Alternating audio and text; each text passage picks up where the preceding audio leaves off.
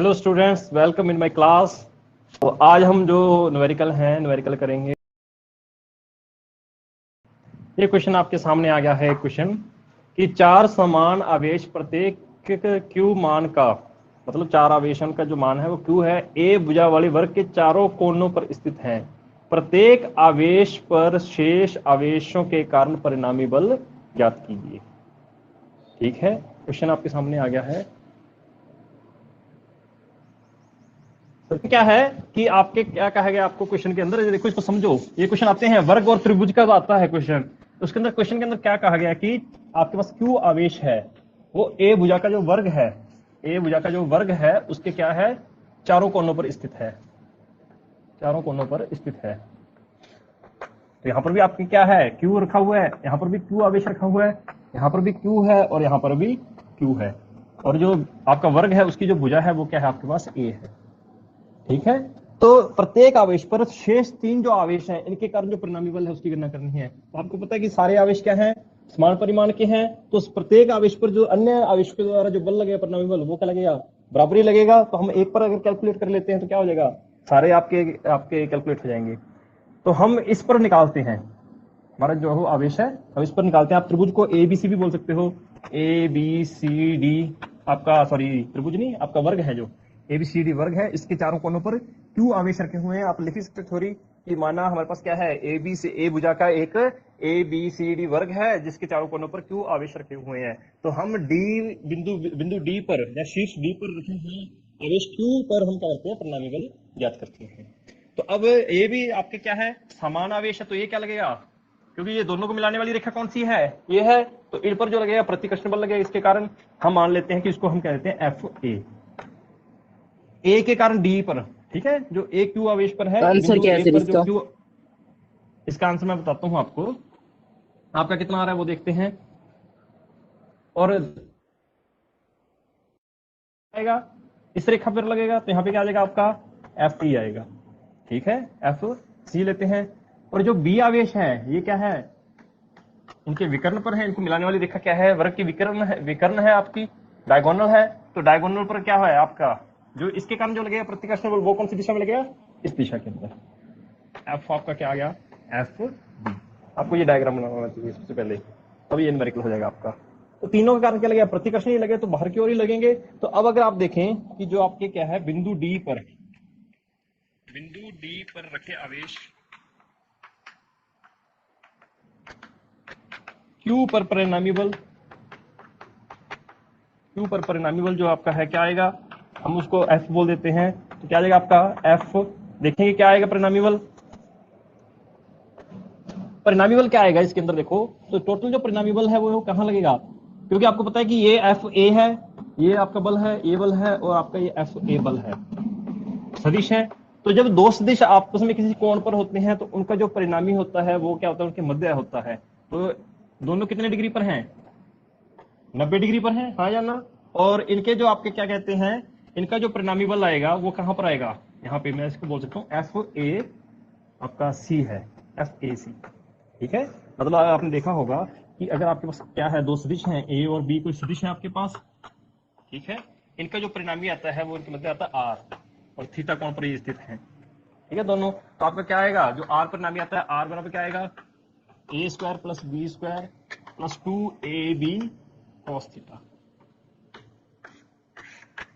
ये होता है सूत्र इसका, सदिश का। तो यहाँ पर एफ ए और एफ सी का जो परिणामी आएगा वो कहां पर आएगा, एफ ए सी। और एफ ए सी क्या आ रहा है, जो एफ है, जो आपके बिंदु बी और डी को जो मिलाने वाली लाइन है, रहेगा संपाती होगा एफ बी के साथ। तो यहाँ पर जो एफ आ रहा है ये रिकॉर्डिंग आपका ऑन क्या हो कर जाएगा, लीजिए।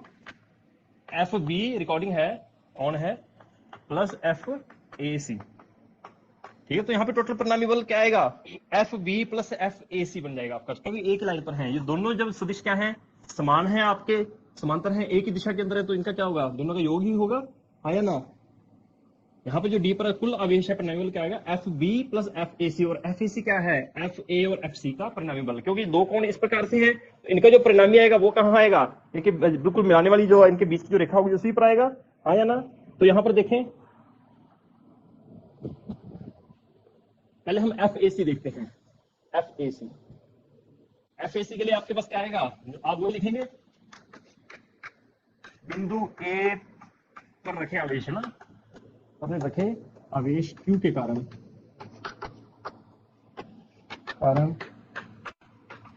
बिंदु डी पर आवेश पर बल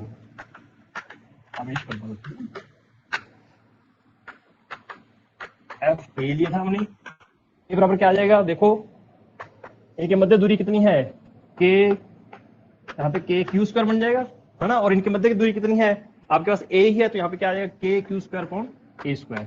इसी प्रकार से आप कह सकते हैं जो बिंदु सी पर आपके क्या आ जाएगा, रखे डी आवेश पर रखे, जो बिंदु डी पर आवेश जो रखा है उस पर जो बल लगेगा आपका कितना आ जाएगा एफ सी, और क्या आएगा इसका के क्यू स्क्वायर अपॉन ए स्क्वायर। हम परिणाम ही ले रहे हैं इसका, ठीक है, सिर्फ परिमाण ही ले रहे हैं, हम दिशा नहीं ले रहे। अगर आपने इसको दिशा लेनी है तो वो आपका उस प्रकार से आप कंफ्यूज हो जाओगे। इसको आप एक्स एक्स लोगे, इसको आप वाई एक्स लोगे, तो ये क्या आ जाएगा माइनस के कैप आ जाएगा, ये आपका आई कैप आ जाएगा, उस प्रकार से आप करोगे। उस तरीके से भी कर सकते हैं, परंतु हम परिमाण से ही करेंगे और फिर सूत्र लगाएंगे। अब हमें एफ ए सी निकालना है। एफ ए सी अगर निकालेंगे तो आपके पास क्या आ जाएगा, एफ ए के मध्य कितना कोण है 90 डिग्री का कोण आएगा, तो आपके पास क्या आएगा वही सूत्र से, आर वाले सूत्र जो मैंने लिखा था पहले आपको, F A square plus F B square plus 2 F A, और ये सी है ना, F A F C cos 90 और इसका अंडर रूट, ये परिमाण आ रहा है आपको एफ ए, तो परिमाण की बात हो रही है। तो यहाँ पे आपके पास क्या आ जाएगा एफ ए सी जो आ जाएगा, एफ ए सी आपके पास क्या आएगा F A square plus F C square under root, ठीक है। तो यहाँ पर अगर हम मान रखेंगे तो यहाँ पे दोनों मान समान है, एफ ए और एफ सी समान है, तो यहाँ पे क्या आ जाएगा अंडर रूट, आपका क्या आ जाएगा एफ ए अंडर रूट 2। किसी को ना समझ में आया हो तो देख लो आप, क्योंकि एफ ए और एफ सी क्या आ रहे हैं परिमाण में, दोनों क्या आ रहे हैं, यहाँ पे हटा दो इनके परिमाण है, तो ये परिमाण में समान आ रहे हैं। यहाँ पे F A square plus F A square, C के लिए भी हमने वही रख लिया, और अंडर रूट, तो यहाँ पे पास क्या आ गया under root 2 F A square. तो यहाँ पे एफ ए सी जो आपके पास आ रहा है उसका परिमाण कितना आ रहा है आपके पास F A under root 2। Sir no, आपके पास एफ एस बी अगर देखें हम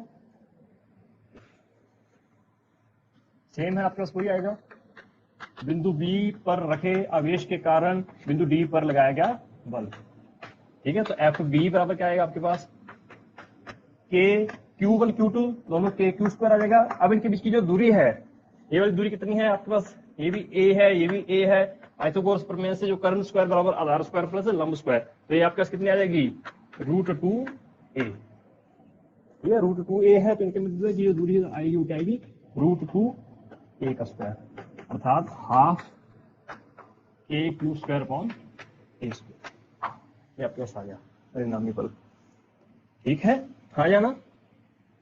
तो अब इसके कारण अगर हम निकालते हैं, अब हमारा क्या है कुल परिणामी बल निकालें। कुल परिणामी बल आपके पास क्या आ जाएगा एफ बराबर, यहाँ पे मैंने सदिश के रूप में दिखाया था, परंतु तो दोनों समान हैं। आपको पता है कि जब 0 डिग्री लगा देते हैं हमारे पास क्या रहता है होल, तो परिमाण में भी क्या आएगा एफ सी आपका बी प्लस एफ ए सी, बल का परिमाण भी आप देख सकते हो, बल का परिमाण, ठीक है। जब क्वेश्चन की प्रैक्टिस करेंगे बार बार तो आपको क्वेश्चन समझ में आएगा चीज का। तो यहाँ पे एफ बराबर क्या आ गया एफ बी प्लस एफ सी,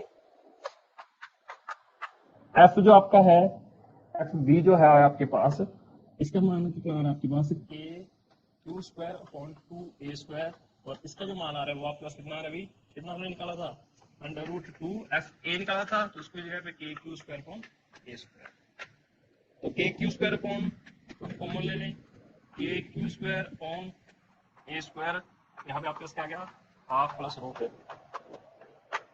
ये आपका क्या आ गया आंसर, इसका परिणामी बल न्यूटन लिख सकते हो, और साथ में आप दिशा लिखेंगे। अब लास्ट के अंदर यहाँ पर भी आप दिशा लिखते आ सकते हैं, तो लास्ट में अगर दिशा लिखेंगे तो आपको आप क्या करेंगे कि आपके क्या होगा वर्ग के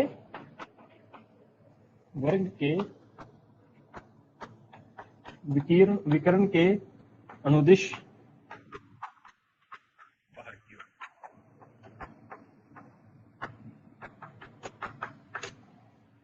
ठीक है। यहाँ पे किसी को डाउट हो तो मैं दोबारा बता दूंगा आपको। मेन चीज है इसका आपको जो डायग्राम बनाना, ठीक है। यहाँ से आपको समझ आ जाएगा कि परिणामी बल कितना आता है आपके पास। सबसे पहले आपको ये डायग्राम बनाना चाहिए। यहाँ पे मैंने सारे आपके आवेश क्या लिए हैं, समान आवेश लिए हैं। हो सकता है कि यहाँ पर कहीं पे माइनस हो, कहीं पे प्लस हो, कहीं पे मान ज्यादा हो, परिमाण आपके बदल सकते हैं। सबसे बेसिक क्वेश्चन है ये इसका, ठीक है। क्लियर है सभी को? ठीक है।